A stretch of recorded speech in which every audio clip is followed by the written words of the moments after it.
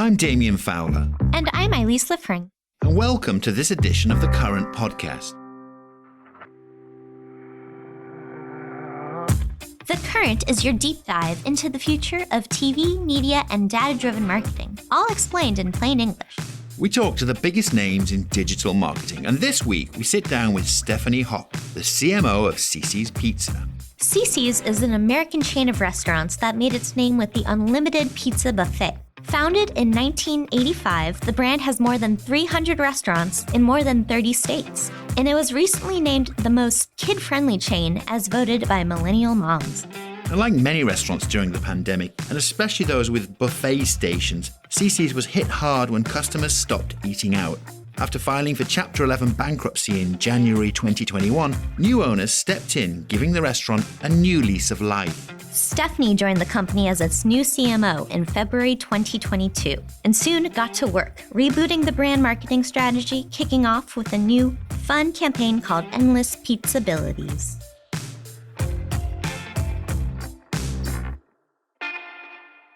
Endless Pizzabilities came about when we joined forces with our new creative agency, Three-Headed Monster. We needed to figure out a way to capture the Cicis experience, which is a buffet, which is games, which is family. There's so much that we offer. How do you encapsulate that into a campaign that can really show you the heart and soul of the Cicis brand? Three-Headed Monster did some brainstorming, and they came back with Cici Pizzini, a 4-inch tall little dude who can go in his magic flying machine. He's kind of a cross between Willy Wonka and P.T. Barnum.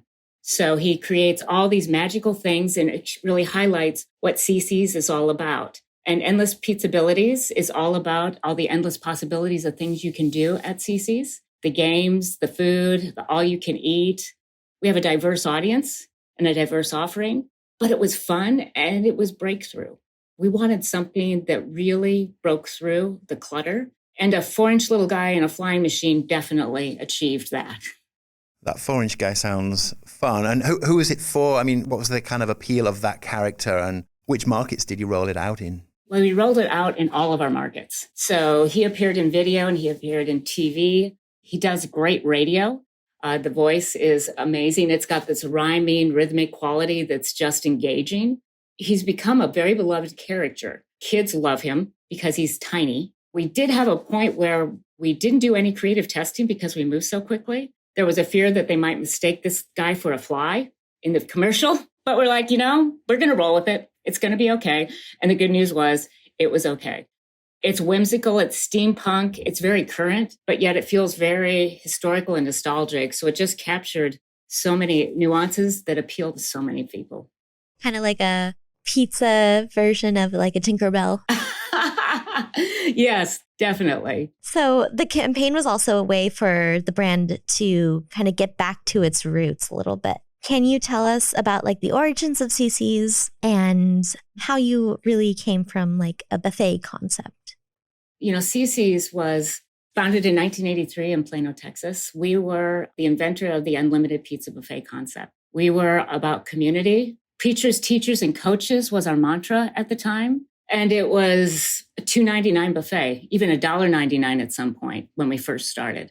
So it's always been about offering great value to our communities and having great quality. I think what happened over the course of time is there was folks that previous leadership that wanted to walk away from the buffet concept aspect of Cicis, try to do other things. So we ended up losing our way and not being as relevant. So when I came on board last February, it was really about going back to the root and the heart of the business. And Joe Croce, the founder's vision, which was great value, all-you-can-eat buffet, pasta, pizza, dessert, salads for all their community members at a great value, great quality. And that's what we are. We're games, we're fun, we're kids. And the campaign really went back to, here's what Cicis is. We're loud and proud. We're a buffet, not, oh my goodness, we're a buffet. It's yes, people. We are a buffet and we're proud of it. And here's what we can do for you. And please come visit us. We're opening our doors. And when you come into a Cicis, it's like, hey, welcome to Cicis. We were just welcoming all those folks that had forgotten about us back into our doors and our restaurants.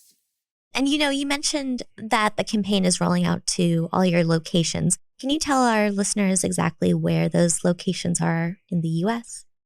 They're across the US. We're very much regionalized. Texas is our strongest area market, but then we're in the Southeast. We have a couple of locations in Denver, Colorado, but we're looking to probably keep our regional approach because we have our 2 distribution centers in Georgia and Texas. So we're really filling out in between the 2 distribution centers. You did go through a very hard time during the pandemic, which as a buffet concept, people just stopped going to buffets, right, during the pandemic. And I know the company went through Chapter 11 bankruptcy in January 2021, and then new owners stepped in to give the restaurant a new lease of life. And then, you joined the company last February 2022. What was the main kind of challenge for you as you came on board to help the company in this new kind of iteration, this new phase of growth? You hit on something that the pandemic's bad enough, but being a buffet concept in a pandemic, that's just a kiss of death. So there was a lot of work. Jeff Hetzel, our president, really focused on bringing the quality back. He brought it out of bankruptcy with Sunil Durad, SSCP partners, and really brought the concept back to life so that operations were back in place. The quality of the food was back in place. Previous leadership had just taken the concept into where the concept should not have gone. And so they really got it back. So in February, I walked into a situation where it's February, and by the summer, they wanted to launch a new brand campaign. We were ready to invite people back in. But by the way, the media agency in play was not measuring anything. And the creative agency had just gotten on board. So I had to do a media RFP, bring on a new media agency, as well as develop the new brand campaign in tandem to get it launched by August of this past year. And KSM, amazing people, came on board, partnered with Three-Headed Monster. It was truly a partnership of innovation and agility because we had to move fast. We're onboarding, we're meeting each other, and we're also developing very specific segments. Because when I came on board, we were basically targeting anyone with a pulse. That's people who like pizza, 18 plus. I'm like, wow, that's a broad audience. So we've got some opportunity here to focus. So it was really allowing myself and the team to prioritize first, let's get our segments right. What's the media strategy? And let's get that creative. It was an adventure, I have to say. It got sloppy at times, messy. It wasn't perfect. But with this concept, 80% is good enough. So we didn't do a lot of the traditional marketing work that you would normally do with a brand campaign. We rolled up our sleeves, we trusted our gut, and we went with it. This sounds like a kind of scrappy campaign to get it up and running so quickly. Could you talk a little bit about that? Scrappy is our middle name. Yes, it was very scrappy and quick. So there's so much data out there now. You can get to an analysis paralysis. And one, we didn't have time for that. We didn't have the budget for it. So we just did a lot of instinct and trust. So again, it's about choosing partners that you can really trust. So Three-Headed Monster and KSM, I put my trust and faith in them that they were going to do the right thing for our business. And they knew that we would support them. And we worked very quickly. We did no creative testing. We didn't do deep analytics. We had some past data and we did some quick research and we identified our segments. It was learning as we went. So 80% is good enough. I used to be 125% girl. Not anymore. 80%, good enough. Go. It sounds like it paid off. Yes. Year to date, we're up 24%. We're riding a double-double, as my president, Jeff Hetzel, likes to say, 2 years of double-digit sales. So we're going to go for a triple-double this year and see what we can make happen. Obviously, the pandemic changed customer habits quite a bit. People got very used to ordering online. When did you see the impact of the campaign? What was the main kind of effect of the campaign? Did it work to get people to come back into Cicis, which is clearly a restaurant all about experience? The campaign was, I've never seen anything like it in my career. When we started the media, the first 3 days, we saw an 8% jump. And then subsequently, we were up 20% plus for over 18 weeks, double digit for over 24 weeks with this campaign. And there's a direct correlation. When we put Cici Pizzini on air, we immediately saw an increase in traffic and sales like I have not witnessed. People were ready to come back in. There's so much nostalgia with this brand. People remember taking their kids. Kids remember now they have children that want to take them to the Cicis experience. People just kind of forgot we were here. They just needed a little nudge to say, hey, remember us? We're here, we're better, and we're still that brand you love. And those that don't know us, come on in and give us a try because you're going to have a great time and you're going to be able to have all you can eat at a very low price. You know, you mentioned marketing to anybody with a pulse. When it comes to like audience segments, how do you determine which channels might be best to reach certain audiences and when and where? It's an ongoing test and learn proposition for us. One of the reasons I chose KSM was because of their deep analytics, and they were able to identify key segments for us. So our core segment, multitasking moms, is the traditional Cicis consumer. You have dinner duty dads, shift workers, and college students, all very different, but all very important to the Cicis business. We had some gut of how they would consume media, but we quickly learned, for instance, that the college students, they didn't care about Meta. They were all about TikTok. So we were able to quickly pivot, pull the funds out of Meta, put it into TikTok so that it could work harder for us. And we're continuing to do that even this year. It's never going to stop of what type of creative resonates with the different audiences, what channels resonate, the time we run ads, etc. It's really a massive amount of work that the team is doing to really refine how and when we target and who we target. But multitasking moms has been a gem for us. Are there any emerging channels you would say that you're now deciding to focus your ad spend in? Out of home, we did not do last year. This year, especially with Pizilla and the massive presence that Pizilla has, it speaks to out of home. So we're going to start doing, even though it's a traditional channel, it's just one we hadn't really activated. Stephanie, you better tell us what Pizilla is. I know we talk, but for our listeners. Of course. Pizilla is a 28-inch pizza. The pizza box is taller than myself. Again, I'm 5 feet tall to give people an idea, but it's even taller than I am. It will not fit in some cars, but it's a delicious, massive pizza. It's like 240 pepperoni, something like that. I mean, it is large and in charge. Great. How would you say you go about balancing the importance of like brand lift campaigns with more performance-driven tactics?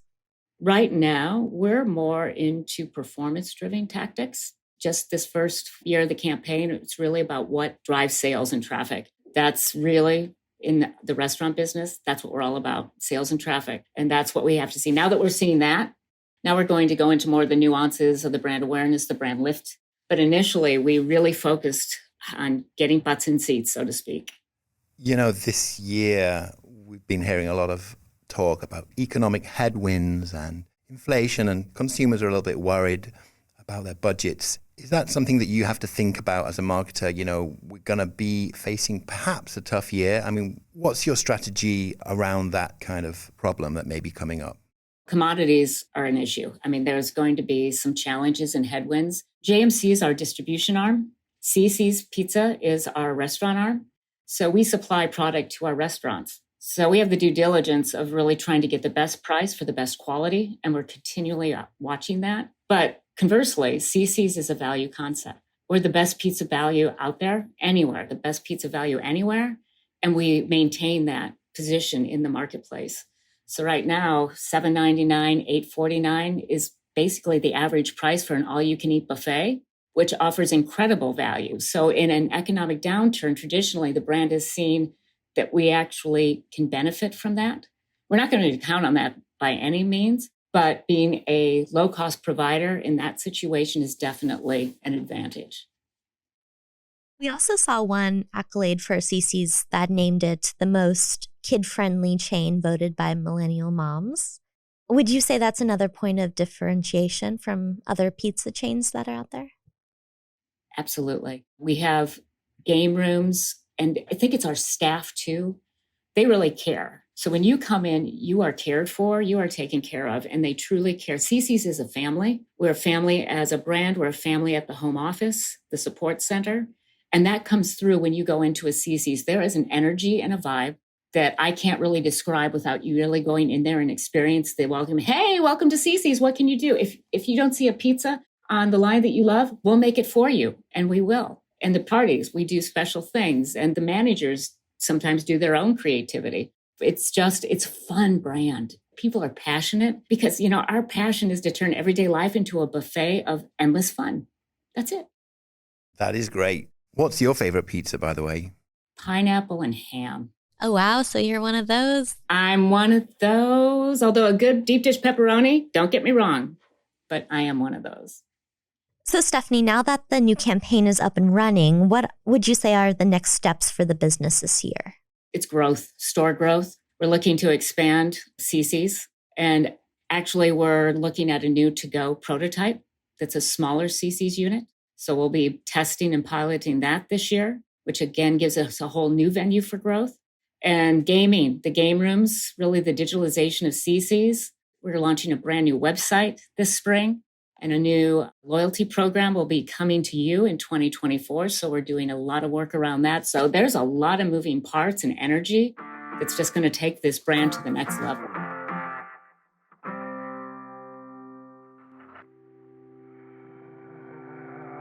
And that's it for The Current. Stay tuned because next time we'll be talking with Cara Pratt, the SVP of Retail Media at Kroger Precision Marketing. As we think about how people live, how people shop, how people consume media, it's all different today than it was, heck, only 2 years ago, let alone 5, 10, 15, 20 years ago. And so brands have to find new ways to connect with consumers. The Current is produced by Wonder Media Network. Our theme is by Levin Caliber. The Trade Desk team includes Chris Broclear and Kat Fessy. And remember, 80% is good enough. I used to be a 125% girl, not anymore. 80%, good enough. Go. I'm Damien. And I'm Elise. And we'll see you next time.